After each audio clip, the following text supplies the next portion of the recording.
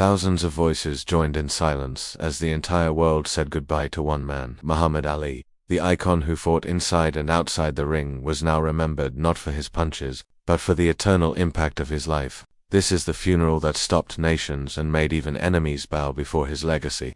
In June 2016, the entire planet stopped. The news of Muhammad Ali's death wasn't just a farewell to a boxer. It was as if a piece of history had been ripped from the heart of humanity. On the streets of Louisville, Kentucky, the city where he was born, crowds gathered as if before an altar. People of all colors, religions, and languages arrived with flowers, flags, and tears. There were no borders. There was only one feeling, the emptiness left by a man who transcended sport and became a symbol of courage, resilience, and hope. As Ali's body passed through the avenues in a coffin shrouded in respect and silence, political and religious leaders and even historic rivals mingled with ordinary fans. Bill Clinton, Barack Obama, kings, presidents, and Muslim imams sent their respects. Athletes from all eras, once adversaries, now stood side by side. The scene resembled an epic film, but it wasn't fiction. It was reality. Ali, the one who had defied presidents' wars and prejudices, received the final consecration.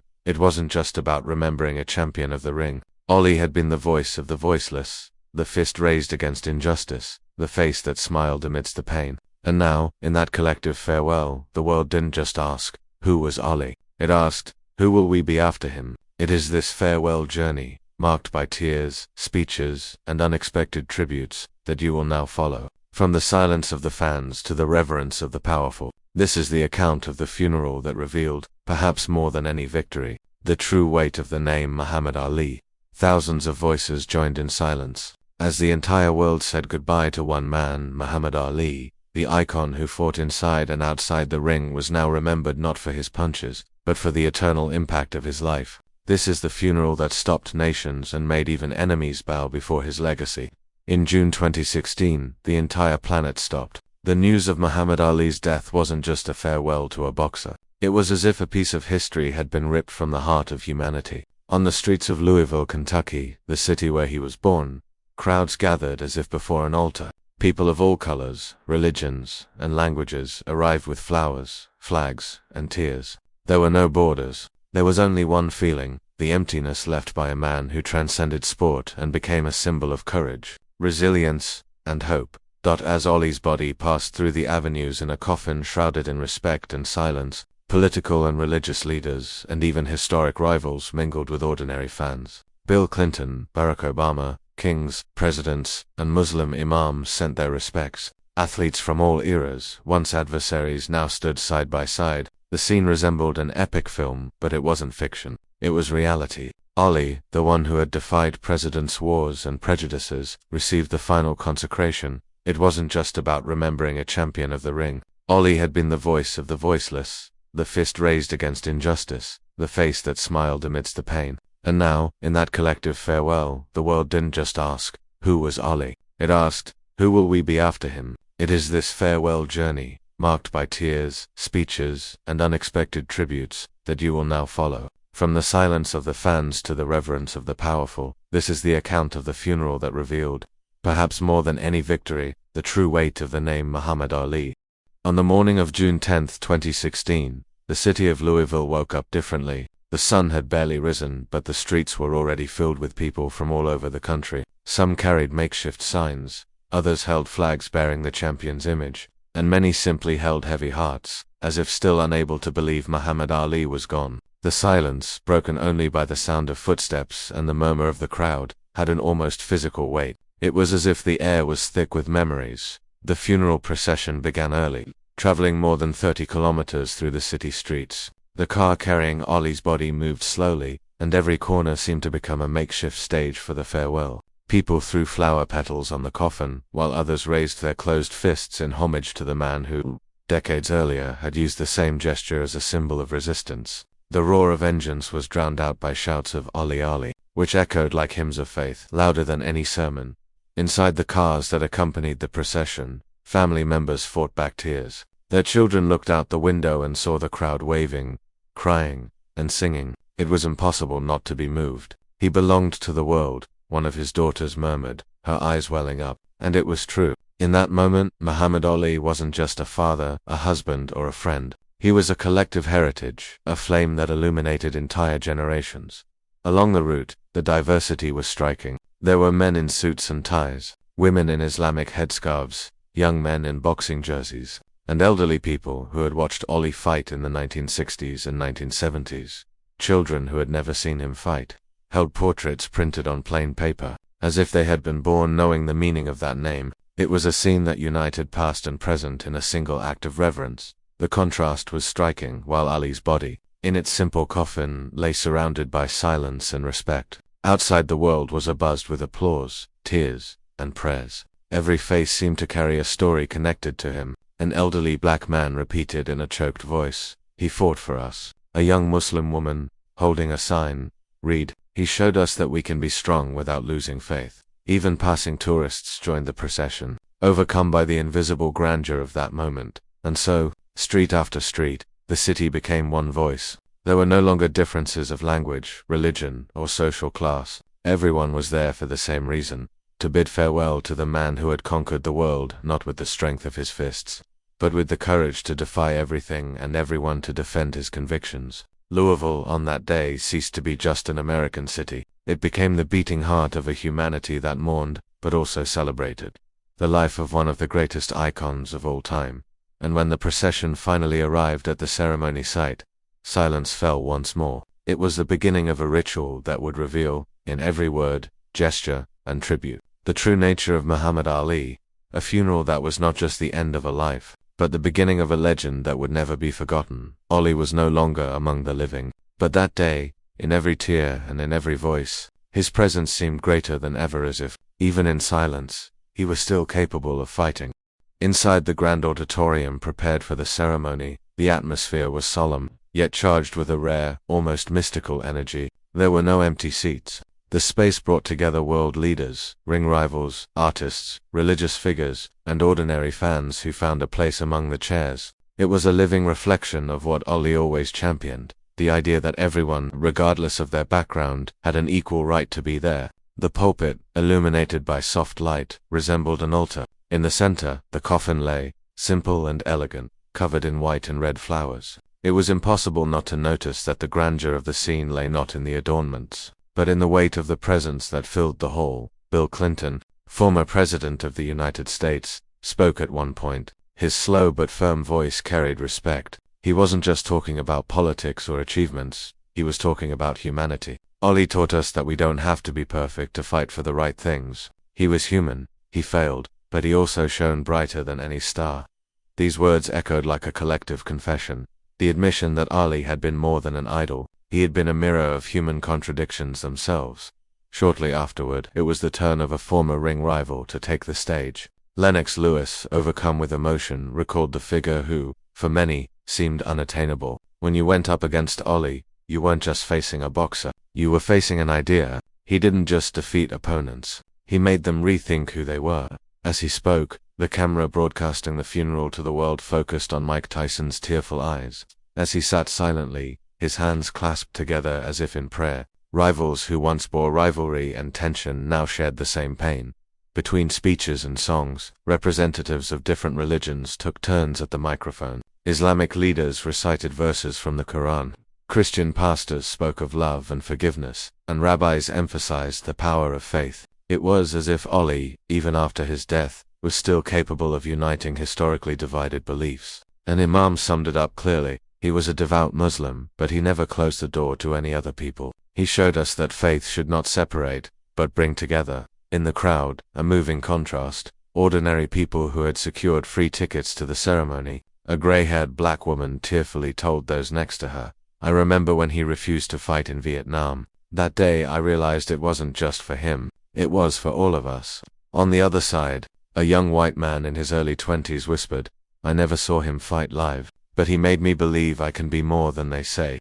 They were different voices, but connected by the same legacy. Cameras broadcast across the world. In distant countries, crowds watched on giant screens in public squares. In London, Paris, Lagos, Havana, Manila, cities that had once vibrated with their struggles now united in silence. It was as if the planet were breathing together, in a slow, heavy rhythm. marked by longing. At the height of the ceremony, one of the most touching moments occurred when Ali's daughter Miriam took the microphone. Her voice trembled, but each word seemed to come out with a force reminiscent of her father. He always said, "Don't count the years I've lived, count what I've done with them." And today, looking out over this room and this world, I know he will never be forgotten. The audience gave a standing ovation, and for a few seconds the room went from silence to a collective echo of applause that seemed endless. As the ceremony progressed, it became clear that Ollie didn't just belong to Louisville, nor just to the United States. He belonged to the world. A man who defied wars, prejudice,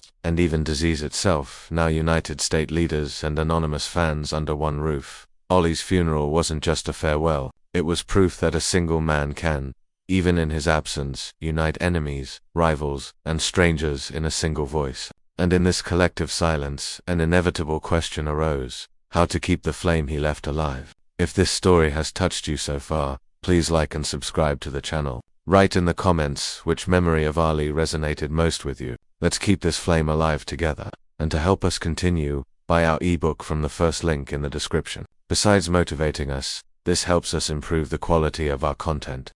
After the first few speeches, the atmosphere seemed to carry something invisible, as if every person in the auditorium was aware that they were not just at a funeral, but at a historic moment. It was a farewell that, at the same time, was also a judgment of what Ali had represented to the world. Each speaker not only remembered the champion's life, but also projected onto him the hopes and pain of millions of people. And so, the silence between speeches became as impactful as the applause. Political figures, artists, and even former critics rose to speak. Jesse Jackson, a reverend and civil rights activist, took the podium and delivered a speech that seemed to cut through the air. There was the voice of those no one wanted to hear. He lost titles, he lost money, he was called a traitor, but he never lost his soul. He showed us that a true champion is not measured by victories inside the ring, but by what he sacrifices outside of it. The words echoed and were followed by a dense silence, as if each person was absorbing the truth of that sentence. Soon after, former American football player Jim Brown took the microphone. He, who had shared the burden of the civil rights struggle with Ollie, seemed to carry decades of memories on his shoulders. We were young and the world seemed to crush us, but Ollie smiled. He smiled even when we knew we were surrounded by hate. He was light, even when the world was plunged into darkness.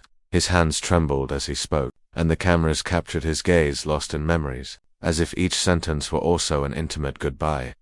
With each speech, tears flowed discreetly. Cameras showed celebrities crying like ordinary fans. Will Smith, who played Ollie in the movies, wiped his eyes, unable to hide his emotion. Beside him, former training partner stared at the casket, as if still waiting for the champion to stand up, smile, and say in his unmistakable voice, "I am the greatest." But there was something even more powerful than the speeches, the silent gestures. A child, sitting on his father's lap, raised his fists in a sign of struggle. Imitating the gesture immortalized by Ali, a Muslim woman prayed softly in Arabic, her lips moving in a steady rhythm as if seeking to surrender her faith to the spirit of the champion. And a group of young African Americans, dressed in white, embraced each other in tears, as if in that moment they understood the weight of a history that still echoed on their shoulders. Broadcasts around the world showed similar reactions. In Ghana, men watched the funeral on a makeshift screen in a square, clapping with each tribute.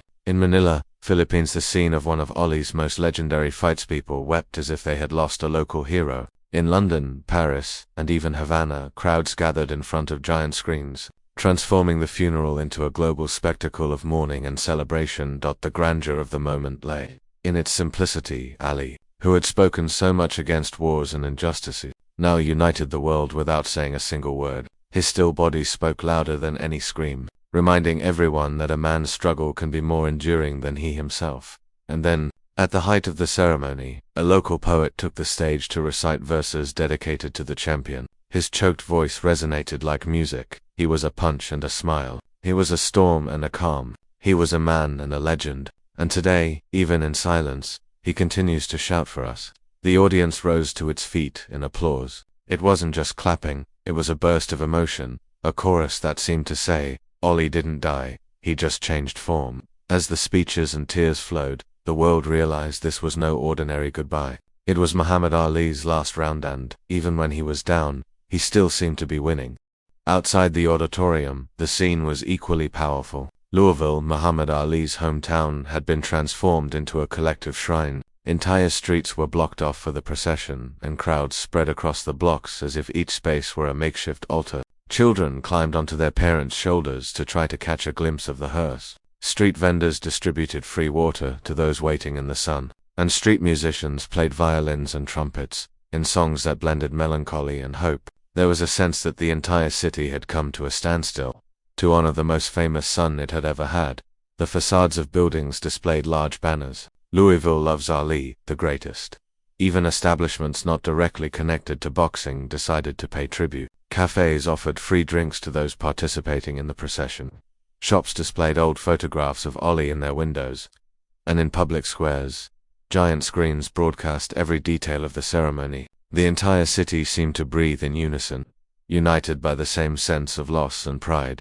Those in the procession brought stories with them. A middle-aged man held an old photograph of Ali shaking hands with his father in a brief encounter decades ago. He said emotionally, "My father used to say it was the only day he felt the world really looked at him." A tearful woman held up a worn boxing glove and said, "He inspired me to enter a sport no one believed was for women. Without Ali, I wouldn't be here." Every face, every object raised to the sky, was living proof of how the champion had impacted lives in unexpected ways. But it wasn't just Louisville. In New York, a group of young boxers gathered outside Madison Square Garden, where Ali had fought some of his most memorable battles, to train in silence, as if each punch in the air were a prayer. In Manila, veterans of the fight against Joe Frazier embraced remembering the thriller in Manila as if they were there again. In London, a minute of silence was held in community gyms, with hundreds of people raising their fists. In every corner of the planet, Ali's farewell felt like a local funeral. Social media, overwhelmed by the news, created a new dimension for the tribute. Millions of messages appeared every minute. Iconic phrases like "float like a butterfly," "sting like a bee" were endlessly replicated, accompanied by old videos, photographs, and personal accounts. Hashtags with his name topped the most talked about topics in dozens of countries. Even leaders who rarely appeared in consensus shared words of reverence. Ali's farewell transcended digital boundaries, transforming the internet into a vast public square of mourning and celebration. Within the Muslim community, the commotion carried even deeper weight. Many remembered Ali as a man who, even at the height of his fame, never hid his faith. Imams and religious leaders cited his stance as an example of spiritual resilience amid pressure from the Western world. In mosques in distant countries, special prayers were held in his memory, and in some cities, such as Cairo and Istanbul, crowds gathered in squares to watch the ceremony on television. Ali's spiritual legacy resonated as an inseparable part of their identity,